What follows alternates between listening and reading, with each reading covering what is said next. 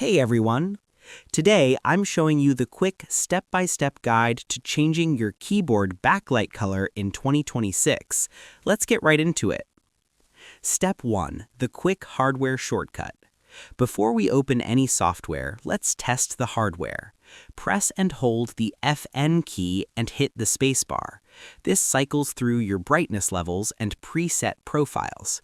If your keyboard only turns on or off without changing colors, your model might be the single color version. If it cycles through different colors, you're ready for the full customization. Step 2. Open Lenovo Vantage or Legion Space.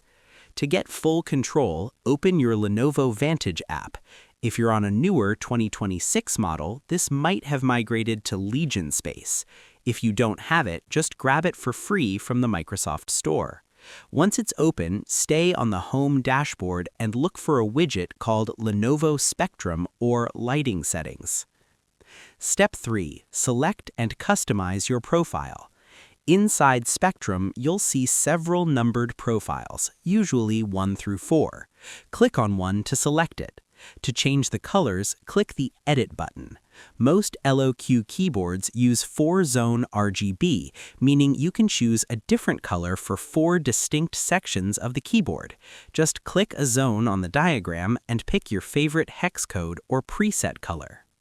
Step 4. Add lighting effects. Static colors are great, but you can also choose an effect. Under the color wheel, you'll see options like breath for a slow fade, wave for colors moving across the keys, or smooth. In 2026, some models even support audio sync, which makes the lights bounce to your game sounds or music. Adjust the brightness slider at the bottom to your liking. Step 5. Save and sync. Once you're happy with the look, hit Save. Your profile is now stored on the laptop's onboard memory, so it will stay that way even if you restart. If the settings aren't applying, make sure your BIOS is up to date through the System Update section in Vantage. I hope this helped you out, and I see you in the next one.